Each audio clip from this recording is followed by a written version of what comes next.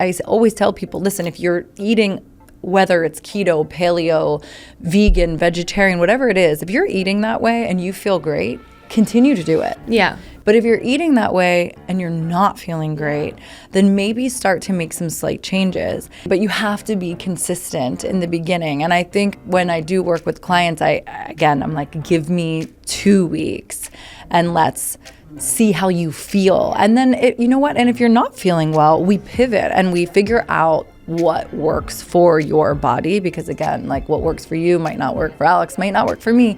And so it's figuring it out, but you have to give yourself a period of time to make that change, to see how you feel, to get results. And so again, it's getting clear on the why, making that decision, and then really trying to stick to whatever that is.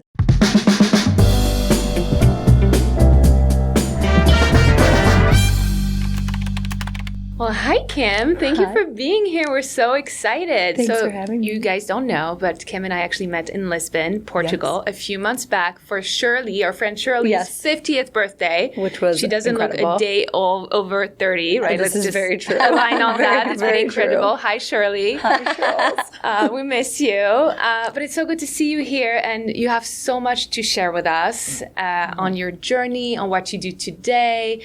Why don't you tell us a little bit more about yourself? Of course. I have been a personal trainer for over 20 years, which feels like a very long time.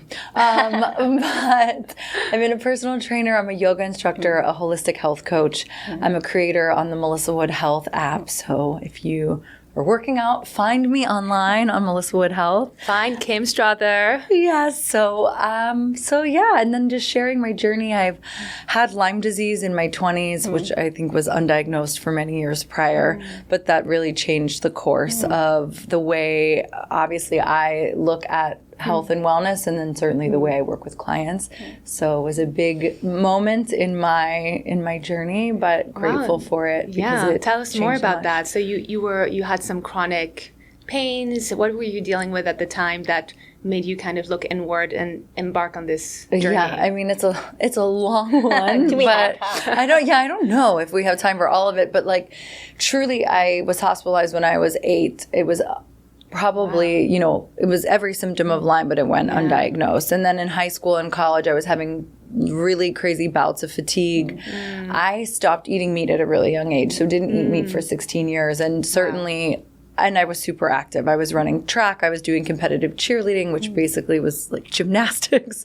And so anytime I was having these weird bouts of fatigue, doctors would often say, well, you don't eat meat. They would put me on iron pills, or would also say that I was doing too much. I was too active. And seemingly I was pretty healthy. I was super active and I was not eating meat. I was, vegetarian for 16 years. And so it didn't really make sense, but, not really knowing any better growing up in South Jersey, it was like you did what the doctor said, and I would take iron pills, and eventually the weeks of fatigue would kind of diminish, and then I'd go back to normal life. And then by the time I was in my 20s, it was a multitude of issues. I was having really awful GI symptoms. My stomach would, I would look like I swallowed a basketball. Like my stomach would be so bloated. I was having really terrible migraines, chronic sinus infections, and upper respiratory infections. I was getting weird rashes up my side. I had ovarian cysts rupturing. I had so many issues. I was treating them all separately. So I was seeing every specialist, and no doctor ever looked at what was going on in my body and connected one to the other. It was, I was seeing a neurologist for my migraines, a GI for my stomach, ear, nose, and throat for the sinus infections. And, granted, and then eventually infectious disease and a multitude of other doctors. But there was no one that was kind of putting all of the pieces together. And then really, thankfully, through a strange date, I found out I had Lyme. Oh, my God. Because my date had Lyme. Oh my God. And what was so crazy, I was on antibiotics at the time. So really wasn't feeling well. And I remember I was like nursing a glass of wine to try to be social on the date. And he was telling me that he was he lost his 30s to Lyme. Oh my God. And I was like, well, what do you mean by that? And granted, my dad had Lyme at one point, but my dad had the bullseye rash, took antibiotics, and seemingly it went away. But my dad also had a multitude of other health issues. So it's hard to say if it really went away.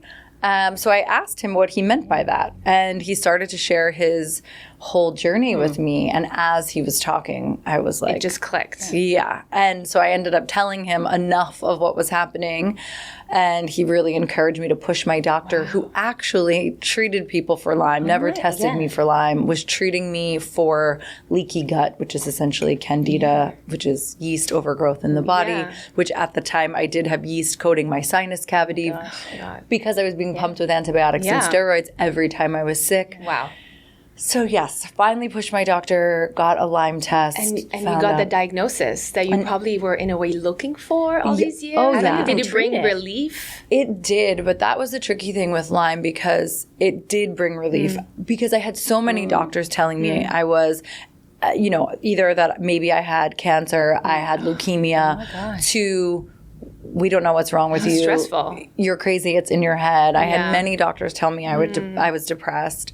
I did at one point go on antidepressants for 6 months because I got to a place where I was like, I don't know, maybe I caused this. I don't know. Yeah. And so it was such a relief to get the diagnosis and to feel validated that I wasn't crazy and this wasn't some made up symptom.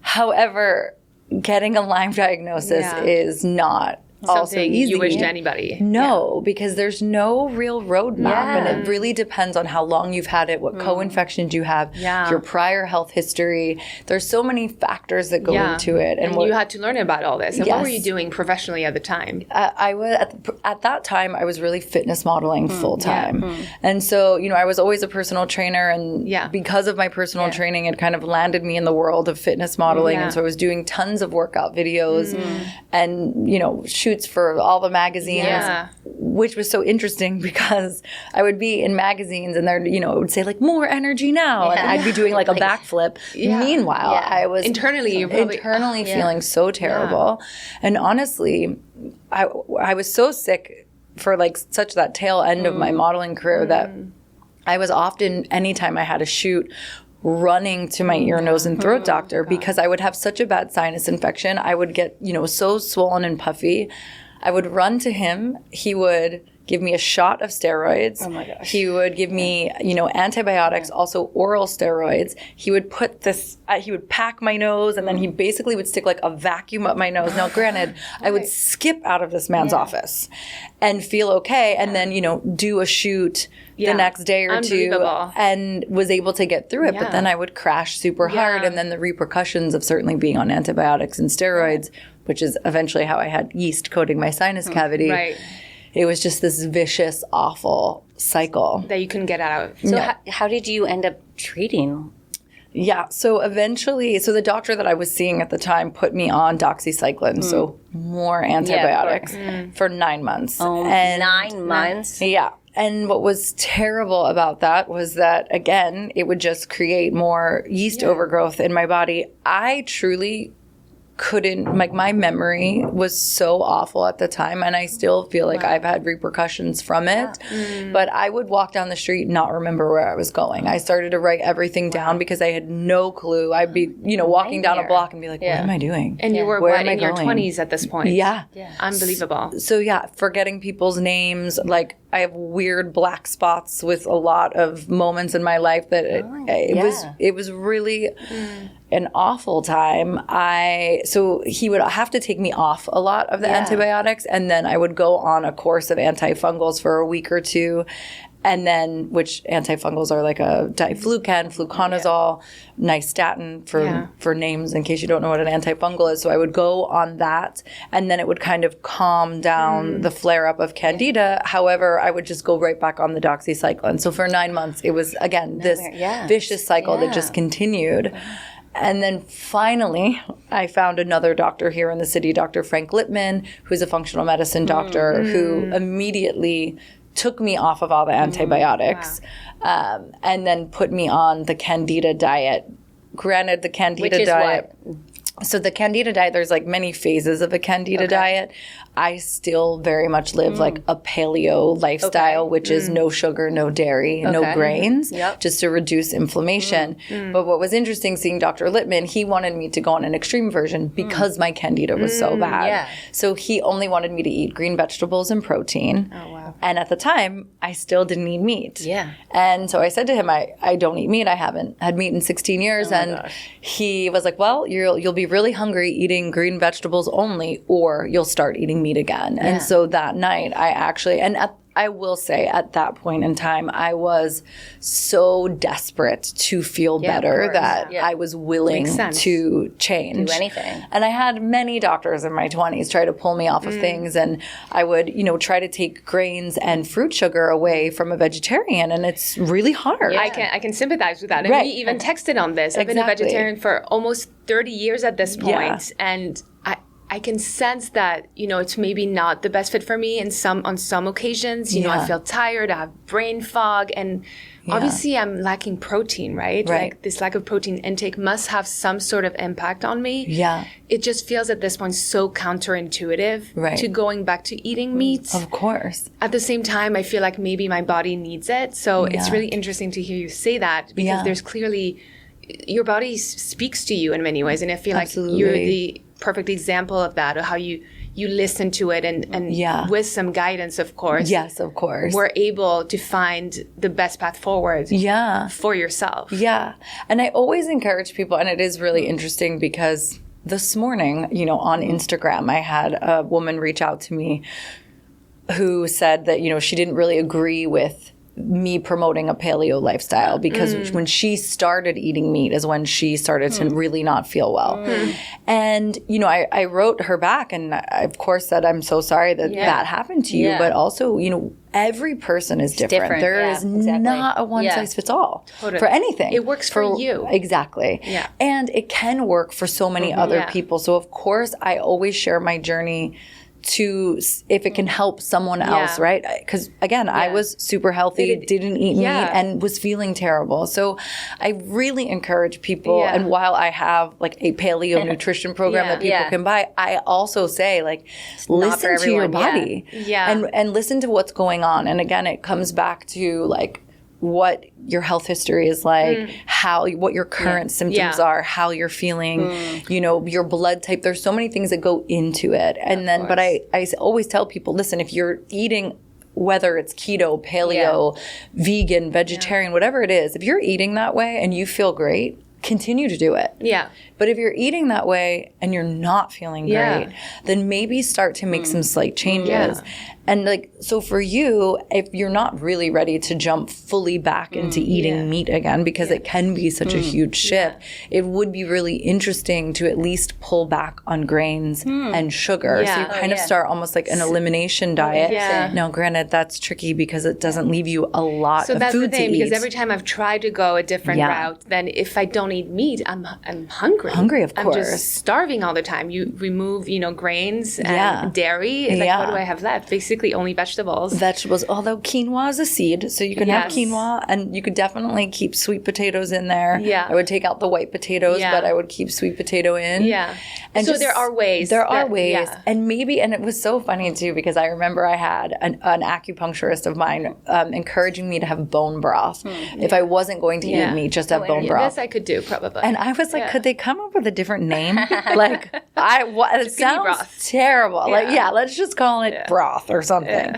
But maybe adding that in and me as like a first step into kind of getting back into I love that. Having protein. And certainly if you're willing to try adding protein back in, sometimes I added fish back in too, at a point. Fish. So, okay, And so seeing how you feel that way, and my guess is the brain fog would actually improve and the fatigue. But again, it's kind of trial and error for everyone. It's about being open-minded about trying different ways. I'd love to know how you essentially assist your clients in making those decisions, because I'll try to eat healthy, right? But I don't have the discipline. Right. So how do people that are like, oh, like how I'm eating now is not making me feel great. Right. But I really, the minute that I look at a menu and I see, that cheeseburger with the fries, or the buffalo wings, like I've tried to go vegetarian. Actually, I'm the opposite. Okay. I've from like the old, like, because I feel bad for the animals, I'll be like, I'm going to become a vegetarian. Yeah. It lasts like 2 days because then I'll see like the extra spicy buffalo wings. No, I'm serious. What is your tip to someone like me to actually have the discipline to make those life changes, whether it's dietary or just, I'm starting to work out more and move more. But I really think the hardest part for me is to make really conscientious decisions when it comes to ordering food, like at a restaurant, even like making my own meals. Like I just want to do Uber Eats. Right. So help me. I actually need help. What is the trick? How will I do anything? Oh if my you can gosh. give me the magic. And glass? I think it's really representative of a lot of women that, especially in New York City, they're working, hustling, always on the go. Like, how do you make time? How do you prioritize And my husband always cooks, right? And because he's cooking and cleaning, I can't really be like, only make X, Y, and Z. Yes, and he you loves to can. make pasta and stuff. Okay. But like, really, he loves to make pasta and all these different things. Like, I just need to understand how do I get the discipline to start eating better? Right. I mean, I think certainly when I work with clients, that's a luxury of that they have access to me to keep them accountable. So what right? would you so say? that's Like I text you like, oh my gosh, like the buffalo wings are calling my name. They're saying like, eat me. Well, I mean, I think that we'd go way back. There's so much more that goes into it in working with clients. I mean, I have people fill out an in-depth health history form, and then we actually have a call to really go over your health history. And I think the biggest thing in anything is figuring out why. Like, what is your why on why do you want to make choices? And then we're looking at, are you tired? Is there weight you want to shed? Do you have brain fog? Like, what are the symptoms? Check. Right. So then it's like we look at the why. Yeah. And then we look at how you're currently eating. And then I think when you really are strong on the understanding of the why. And for someone that eats meat, like I wouldn't tell you to be vegetarian. Yeah. Right? Just like, now granted, with your symptoms and you are vegetarian, I'm not, of course I could say you should be paleo. I know how hard that is. I know how long it took me to get there. Yeah. So I think if you can go in baby steps, but start to remove the sugar and the grains, and granted, if there's dairy in there, taking that out too. But there's a process to get there. But for you who eats meat, I wouldn't take it out, but we'd be looking at better choices in that process. And again, maybe paleo is not for you. Maybe all of those restrictions don't work for you. But maybe we're creating when I work one-on-one with clients, we can get more detailed. We're like, my paleo program is paleo. Yeah. Right? Yeah. And that's because I'm not one-on-one with all the people that are purchasing it. But if you're open to paleo, it's a great roadmap for how to do it and stay accountable. There's videos, there's journaling, there's meditations to kind of keep you through the program for that accountability piece. However, one-on-one clients are much different because, yes, then you do have access to text me or, I'm helping clients with menus and figuring that out. But I think coming back to what you can do on your own is finding the why and also giving yourself, like, I love to tell people, give it 2 weeks. And then the 2 week mark, because the first week can be really hard. Yeah, and then the second week and the second week it becomes easier. And sometimes when, and depending on your health history. So if you had candida and you're pulling out sugar and grains, like you might actually not feel well. You could have flu-like symptoms. I mean, there's a range. Some people feel amazing right away and they lose 8 pounds in the first week, but that's really water weight more than it's not actually, 8 pounds of fat. It is water weight, which is inflammation in the body. So it really comes back to, I tell people, give it 2 weeks. And to me, like, you will want to continue. Because of the That's results. Your goal. Right. You want them to want to continue. Exactly. But you have to be consistent in the beginning. And I think, again, when people come to me, I think they're really ready to make the change. You're also spending the money to work with someone. Yeah. So I think there is a little more incentive there to stick with the program. And so, of course, when I do work with clients, I'm like, give me 2 weeks and let's see how you feel. Yeah. And then, you know what? And if you're not feeling well, we pivot and we figure out what works for your body, because again, like what works for you might not work for Alex, might not work for me. And so it's figuring figuring it out, but you have to give yourself a period of time to make that change, to see how you feel, to get results. And so again, it's getting clear on the why, making that decision, and then really trying to stick to whatever that is. And if it's just pulling out grains for a short amount of time, or telling your husband not to make pasta. Come on, Zach. Stop making pasta. Come on, Zach. Yeah. Come on. And what is annoying, which I will always say, and I say it to so all pasta's really bad, I assume. You know, I don't love to categorize food as bad because it nourishes our body. Again, it really goes back to like how I lived on pasta for years and I grew up on it. And by the way, I still love it.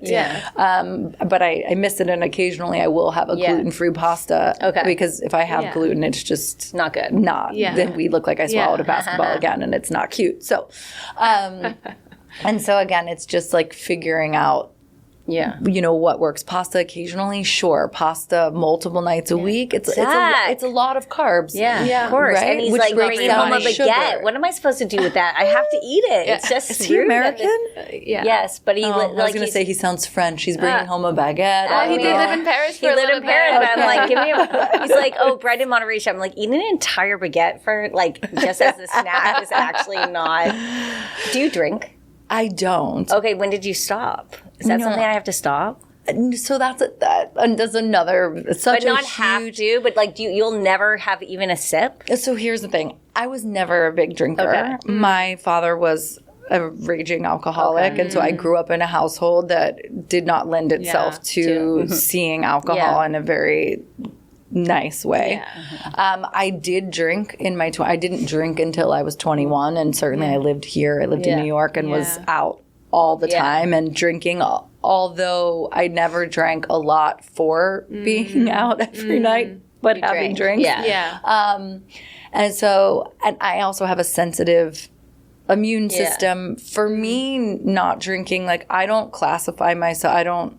Yeah, you don't fit yourself in a box. I don't fit myself in a box. I'm an Aquarius. We do not put ourselves in boxes. So, but with alcohol, for me, like I fight on a daily basis to feel well. Like everything I've gone through, it doesn't lend itself to alcohol. And for me, it's, you know, why would I add alcohol in? I don't feel well when I don't drink. Do I miss? Sure, in a social setting, especially if there's like a bunch of people you don't really know. Like certainly when we met in Lisbon, our girlfriend's birthday, she's 50. It's like amazing party. And of course, it'd be nice to have a drink, but I love to get curious with that. I'm like, why am I feeling uncomfortable, right, in this moment? And so, and continuing to choose not to drink. But, you know, I was at a different friend's birthday in the south of France this summer, and everybody was having sparkling rosé, and I was kind of like, took a couple sips and put it down, because to me it was like, it was nice to have it, but it doesn't...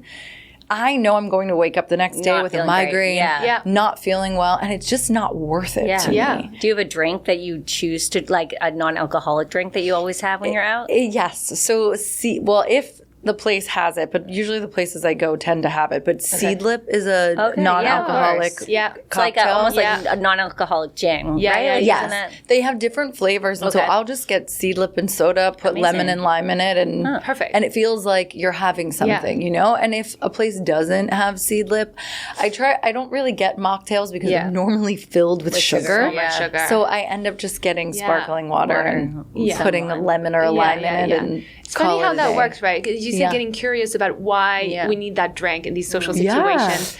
I also stopped drinking 3 months ago. Amazing. I'm not putting myself in any category. I did have a glass of wine last week, so it's not, here nor there, but my default is not drinking. But I realized that I do need that drink in my hand in order to feel comfortable. Right. Absolutely. Whether it's, an intimate dinner, the three of us, or it's a bigger party with friends. But it can be non-alcoholic. It just has to be a drink. Yeah, no, exactly. I feel like I need that glass of something. And I wonder what makes us that way. I know. It is, I mean, I think it's like a learned behavior almost. Like a safety blanket. Absolutely. And it's how we learn to be social. This is like since we were young. Right. And it's funny, I was at a birthday party just in December, and another girlfriend of mine had recently, she stopped drinking, and we didn't know a lot of the people that were there because it was our another friend's friend's birthday. Yeah. And, you know, she looked at me and said, like, this would be one of those times where I would love a drink. Yeah. And I was like, yeah, like I totally get it. Yeah. And we went to the bar, which they have Seedlip at the Crane Club. Okay. There's Seedlip. Okay. And you know, and we got Seedlip and soda, and it was just like something to have, and you're holding when you're talking to people. Yeah. It is an interesting. It is. You know, mindset to have, but there is something about just holding something that makes you feel like, you know, you're. And then also, I feel like other people tend, if you don't have a drink in your hand, they're like, "Oh, where's your drink? Do you want to get a drink? Do you need a drink?" And it becomes that conversation, right? Exactly. And then if you can eliminate that conversation, it's less awkward. Yeah. Why do clients come to you? Is it to lose weight? Is it to get? Because I feel like what motivates you is that connection between your wellness, your internal journey, and kind of your nutrition and your entire ecosystem. I mean, I think clients come to me for all different reasons, right? Because it would be.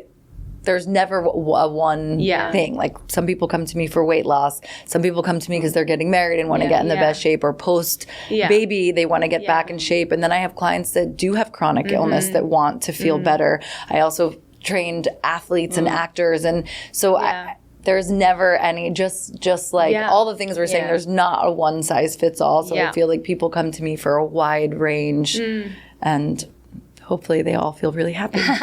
How did you start building your client base? Right? Isn't it? I often think like it must be stressful when you are when you're starting the business, right? Of being a solo entrepreneur. And we have a lot of our followers that are in this stage of life that are either pivoting to a new chapter professionally or looking to start something. Yeah. How did you start? How did you become who you are today with this plethora of clients, celebrity clients? I mean, again, such a long journey here with my, you know, I started training, I had just turned 21, dropped out of college, moved into New York, got certified through the National Academy of Sports Medicine, was training at Chelsea Piers and two smaller gyms in the city that don't exist anymore, but they were, you know, private gyms. And so I was training in all of those. Was one of the, at Chelsea Piers, you had a floor shift. I was there at 6 a.m. and from 6 to 10, I was handing out towels, talking to people that were on the cardio machines. Like that was very much then how you got clients. You would talk to people, make sure they were okay. Maybe you would, you know, give them a free session and try to get clients that way. I also worked at these two smaller gyms that were private gyms, and in those gyms were a lot of models and actors, and so ended up, because they were smaller, that just became my clientele and network. Right. And so I was lucky in that way. I also started modeling really that way too.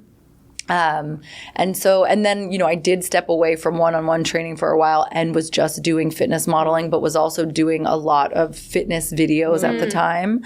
And so was still, you know, obviously, and I was always hired because I had the knowledge of the personal training, and my form was, you know, I could hold a push-up in the down position or hold a pull-up at the top position. And so I was often hired because of my training. Your skills, So, and then from that, when I went back into working with clients one-on-one, I think from so long of working in New York and having connections, certainly through just being in New York City and also through modeling, I was able to get clients. I had actually moved back to, well, not back to, I had never lived there before. I moved to Los Angeles. Right. And again, I was training at Barry's boot camp, so I was teaching classes there. And LA is also LA. Tons of models and actors. And so again, like it just naturally happened. And I think I had, again, connections from the world of modeling and then teaching at Barry's was great. I had another girlfriend of mine who very much, I used to say I was training the Beverly Hills Housewives, but it was not actually the show. But a girlfriend of mine very Probably much. a bunch of housewives. Was right. No, and it was, and that's what it was. And I would go to her house. she would invite all of her mom friends after drop off, so they would all drop the kids off and come to her house, and I would train all of them. And we had these beautiful mornings together where we were meditating and working out and then having tea, and maybe we'd have a Reiki practitioner come. And it was actually really amazing. Sounds amazing. It was. And then from that, I ended up training a lot of the women that were coming for just a class. Yeah. And so it just was, I think I've been a hustler, for a lack of better words, my whole life. Like, and very open. It sounds like you jumped on opportunities. You found yourself in different networks very quickly. You moved to LA. You took bets. Yeah, absolutely. And I think that like the way, I started working when I was 11. So I've never not worked, and I know how to work. And if, there's bills to pay, which there always are. And you live in New York City. I live in New York, and LA was, the same. And so I don't really know what it is to not work. Although I will tell you, now that I'm 43, I'm realizing that hustle that I've had for so long has kind of caught up with me. Are you feeling tired, Kim? Oh, no, Kim is very tired. And I am taking myself to India in a few weeks. For 3 weeks to just absolutely unplug and shut off and meditate, do yoga. I'm doing like an Ayurvedic program as well. Oh my gosh, amazing. Yeah, I'm so excited because I think, just like everything in life, like too much of a good thing can also not be a good thing. And like my balance is off. I never really understood that. And that, I feel like we all struggle with that. Yeah. I know I struggle with it. We're always on the go, always traveling, always connected. Always trying to find ways to find that balance. Even like the act of trying to find the balance is exhausting. How do you, so are these breaks how you deal with that? Like these resets? This is new for me. Okay, so you'll have to tell us. It's really been, I kind of knew it was coming in September. And so we're now almost in February. And I never understood people that said, burnout. I kind of was like, okay, poor you. Poor you. You're overworked. And so I never understood it. And in September, I started to feel like, this is what this must feel like. And of course, the end of my year was really busy and like straight. My January was super busy as well. And I honestly was teaching a retreat in the beginning of January over New Year's, and I got home from that trip and I actually had another retreat the following week. Wow. And I felt like I hit a wall. And I absolutely had a full breakdown. Cried a lot. Still keep crying, actually. But I think it's good. It's good. Oh my gosh. And it's so I'm so happy I'm going through it because I now also understand it a bit better. And I didn't realize that I've kind of always been in this like fight or flight, right? And I never knew, like I thought, I've done so much therapy, I've done all these things. I'm not like that anymore. And I'm like, oh wow. And again, like the hustle side of me, the side that knows how to push, that knows how to work, that knows how to make money, that knows how to build my business is wonderful. And it got me to this really beautiful place where like I absolutely love my life, and I pinch myself often where I'm like, I can't believe work is taking me here, or I'm doing this, or I'm training this person. And it's been so wonderful, but it takes a toll. And really so does. Coming back into balance and really getting better at saying no to things, and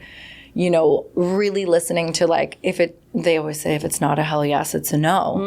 And so really trying to put I that love in. that. If it's not a hell yes, it's a no. And it's really hard. It's funny because I've also, for the first time in my life, the last 6 months felt like I had to start saying no. And you actually feel much better. Actually, I feel like you feel better. I do, but I was always a yes girl. I was always ready. I was available to all my friends. And I hate to not be available for everyone. I want to be.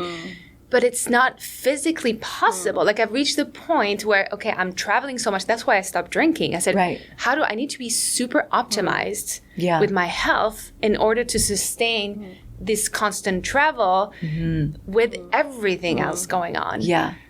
It's just an interesting phase of life. It really is. Yeah. But it sounds like you're listening to yourself too, which is amazing. I'm trying. Yeah. Yeah, it's definitely a shift. Yeah. And It's a shift, practice. especially if it doesn't come naturally. It's not something that I enjoy doing, but yeah, I would love to also go to India. Maybe that's what you do. You'll have to tell me how that goes. I will. I am also lucky. A girlfriend of mine who we're travel buddies, and she's actually in India now, and her birthday's a few days before mine, and she actually did a 10-day Vipassana. I wanted to join her sooner, but I couldn't get away. But I'm joining her for this last 3 weeks. So she really had everything dialed, and I just really had to get my ticket. I just also find it interesting how you keep going. I feel the same, and you're the same. How we're exhausted from this life, but we love it so much. So we love it so much. It's like we can't turn our backs on it. No. But it's also making us so exhausted. Right. Yeah, no, like, to the point of tears. No, absolutely. You know?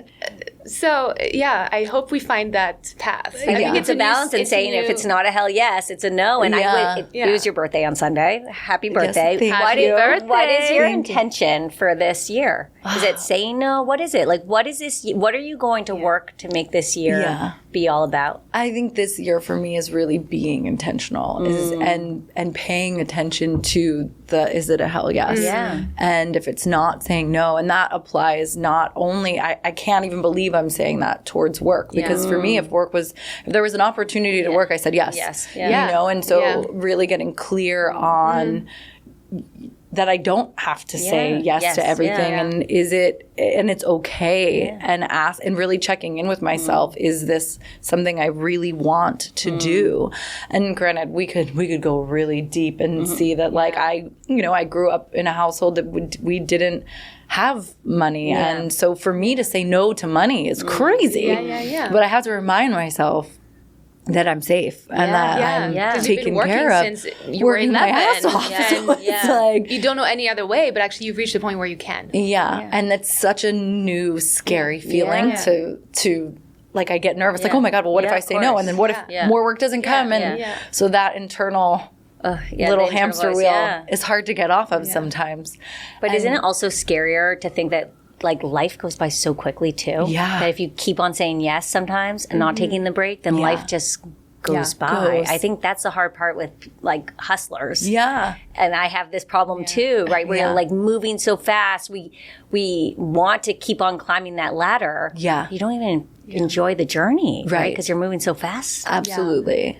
Yeah. And so I think, and as I was saying too, it's like applies to work. It applies to friends or events or dating. Yeah. It applies to all of it. All of it. So just being intentional this year, I think, and slowing down and just enjoying the things that I do say yes to.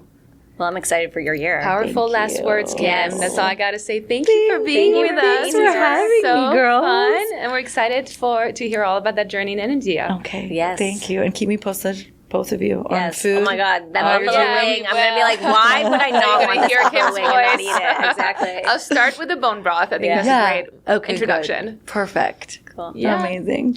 Let me know how you feel about those chicken wings. Oh my gosh. I love hot sauce. I just need to put the hot sauce on something else. Like vegetables, I guess. I don't know. I'll have to talk to you offline. Yes, absolutely.